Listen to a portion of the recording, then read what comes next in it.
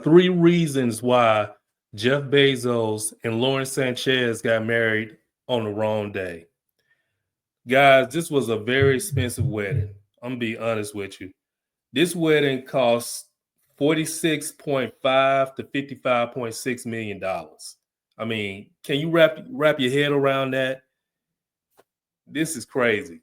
For them to get married on the wrong day like this, I mean, really, I'm kind of disappointed because this guy has the money to actually pay somebody like me or someone else the necessary funds to pick the right wedding day so they can, have a fruitful marriage.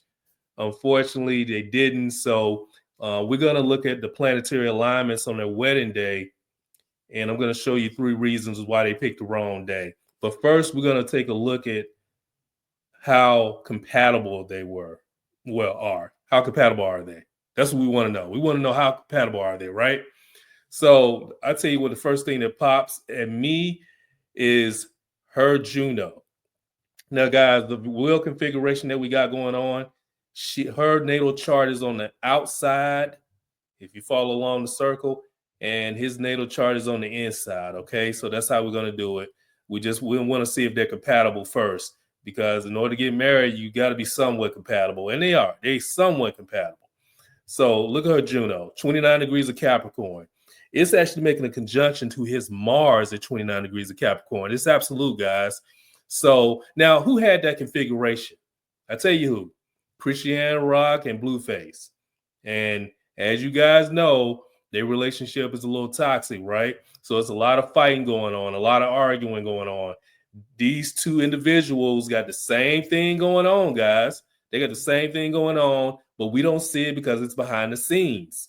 All right, so just keep that in mind. Another thing that pop out at me is this T-square that she got going on in her natal chart. So just look at her natal chart for a minute. Her Juno's at 29 degrees of Capricorn. She got Jupiter right here at 0 degrees of Scorpio. And she, on the other side, she got Saturn at 2 degrees of Taurus. Guys, now what this tells me is that she's going to have a very hard time maintaining a marriage for a long period of time. So keep that in mind, because Saturn rules time, right? And then you got Jupiter right here, which frees her up from the marriage. Juno rules marriages and relationships. This is a T-square. So you got Jupiter squaring Juno, and you got Saturn squaring Juno. So we know that just by definition, with her personal planetary alignments, she doesn't do good in long-term marriages. This is her now. He doesn't do well either. I mean, these 2 individuals really shouldn't have got married. I'm going to be quite honest with you. But I just wanted to point that out because this is the outcome that's going to happen. The outcome I'm going to show you is very detrimental, unfortunately. I had to ring on you guys' parade. I know they had a nice wedding. It was star-studded. But unfortunately, it's only going to have a lifespan of 3 years, guys. And we're going to get to that. Okay, we're going to get to that. And you know what, guys? I want you guys to answer this question below in the comment section. If you knew that your marriage or relationship was going to end, what would you do? Would you just enjoy every moment of that particular time span, or would you just end it right then? You choose. But, I mean, this is what's going on here. So I just want to point out a couple of things, how they're compatible. So it's not all doom and gloom, okay? So just taking a look at her moon right quick. Her moon is at 13 degrees of Taurus. Now, this creates a nice trine with his south node, okay, at 11 degrees of Capricorn. So that's a nice trine. So that right there, that's a nice flow of energy to his south node. So they both are from Albuquerque, New Mexico. So that trine right there kind of brings out, like, wow, I've been knowing you all this time, like from a past life type deal. Okay, so just keep that in mind. That's a nice trine. That gives a nice emotional bond to him. Okay, so that's good. Now, her vertex right here is creating a nice flow of energy as well.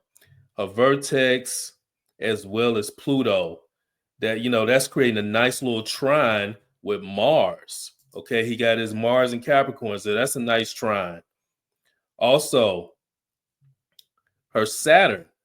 Okay, this is the reason they're only going to have a shelf life of 3 years, guys. Okay, her Saturn is at 2 degrees of Taurus. That's creating a nice trine with his Mercury. His Mercury's at 5 degrees of Capricorn, so that's good. Okay, so they're going to be together for a nice time because of that trine. So that's good. I'm glad they got at least that trine. I'm glad at least they're staying together for a period of time. It's not like other people that we've done in the past. Okay. Now, her south node is at 15 degrees of Virgo. That's good. She's very particular with stuff. She has a lot of Virgo in her. At least some planets right here in Virgo. So that's good. That's creating a nice trine with his sun. So again, that's creating that nice, like, it feel like, she's been knowing him from a past life. That's what that feels like. So that's why they're very compatible, because it feels like they got history. Okay. It feels like they got history, but they only been knowing each other for some time, but it still feels deeper than that. It feels like they've been knowing each other for years. That's because the South Node deals with the past and past life. So they got that going on. So that's good. Now, her sun, and this is a good deal right here. Her sun is at 27 degrees of Sag, because she's a Sagittarius. So her sun is at 27 degrees of Sag. Is creating a nice conjunction with his moon at 28 degrees of Sag. So that's a real nice conjunction.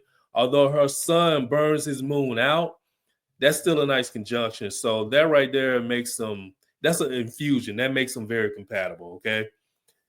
So now let's move on to the wedding day, guys. Oh boy, this is a very expensive wedding. Now, guys, take a look at these planetary alignments. I set the clock at 2:00 because it's dual. They got married in Venice, Italy, June 27, 2025.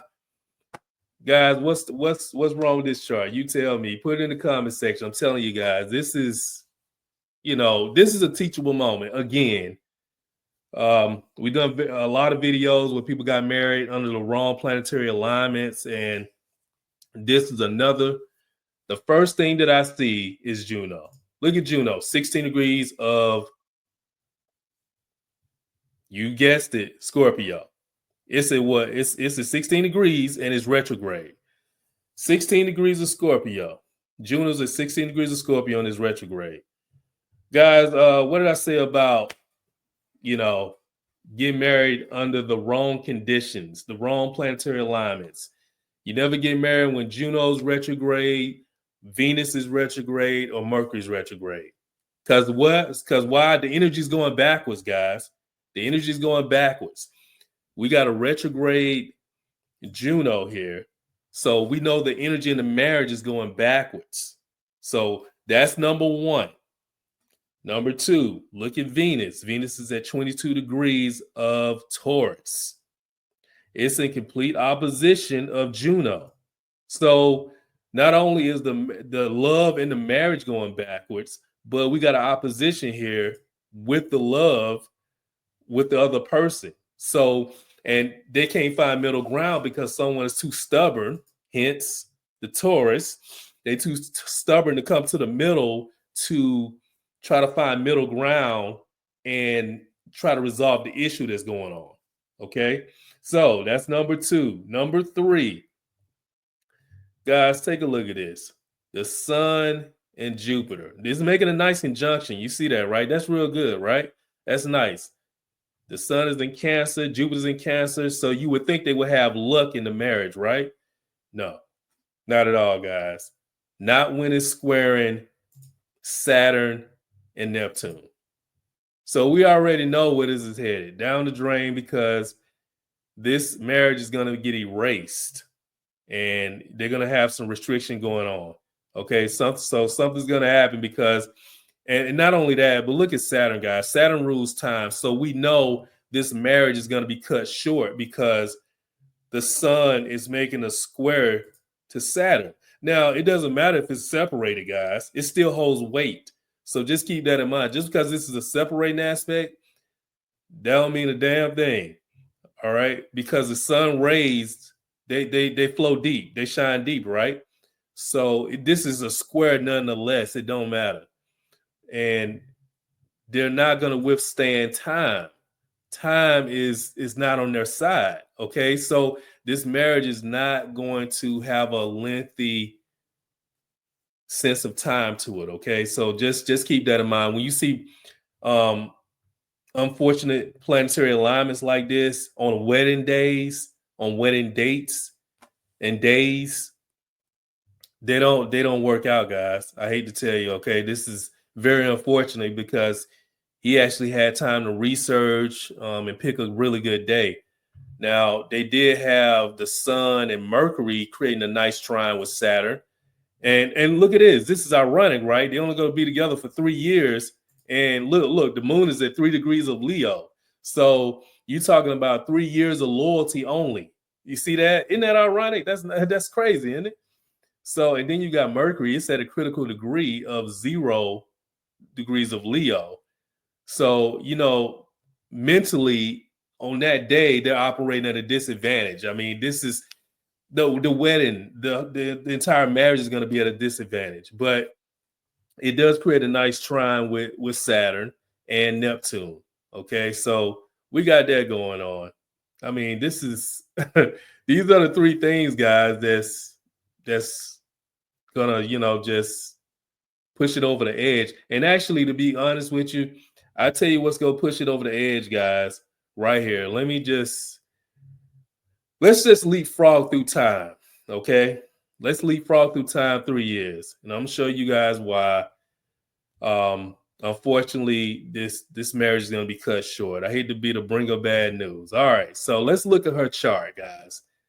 This is her natal chart right here, and we're looking at this is a solar eclipse, okay? Now, the solar eclipses are very important in astrology. And we're looking at it right now, guys. So this eclipse right here is not only gonna push this marriage over the edge, it's gonna give it a shove. Okay, it's gonna shove it straight over the edge, unfortunately. Okay, so look at the eclipse, guys. All right. And let me just say this is a South Node eclipse. And if you guys haven't watched my video about the eclipse, what's the difference between a North Node eclipse and a South Node eclipse? There is a difference. Of course, South Node eclipses are more detrimental than North Node eclipses. This is a South Node eclipse, guys. So this is going to push his marriage over the edge. What do you see right here?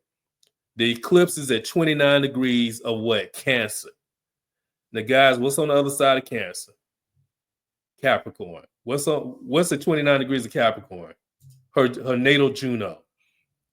So that in itself, guys, that's gonna devastate the entire marriage. Just that's not the only thing, though. Okay, that's the biggest one.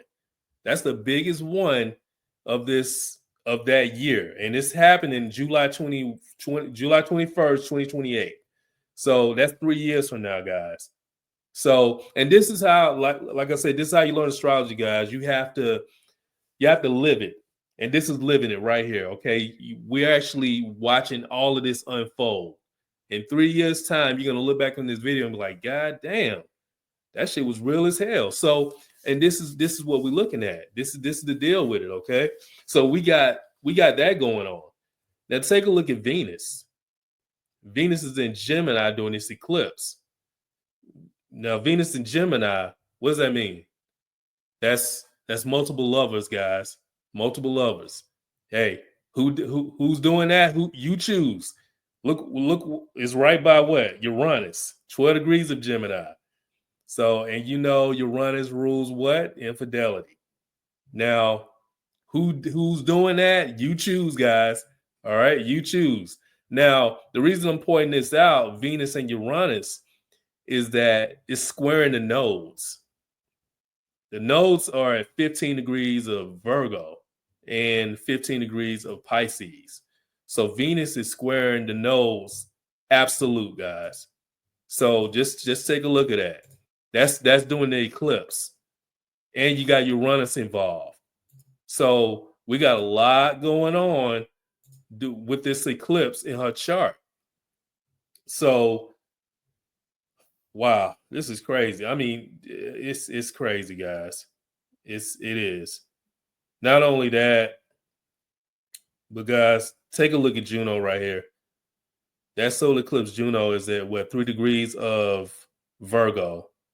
It's in opposition of her natal Mars. Now, guys, when I see that planetary alignment in someone's chart where they have Juno in opposition of their natal Mars, that means they're fighting in a relationship. Okay, they're arguing, they're going back and forth. Someone's being combative. So that's an argument. They're in combat with each other.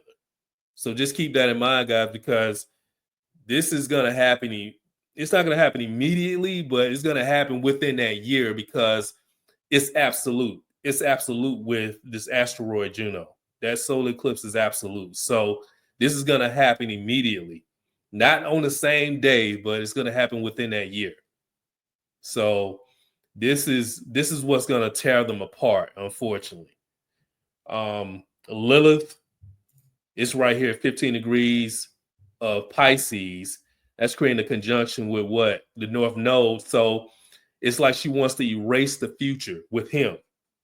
So that's doing 2028 though, guys. This is not now. This is July 21st, 2028. So we kind of leapfrog through time because I wanted to show you guys why they got married on the wrong day, and the outcome of them getting married on the wrong day is this.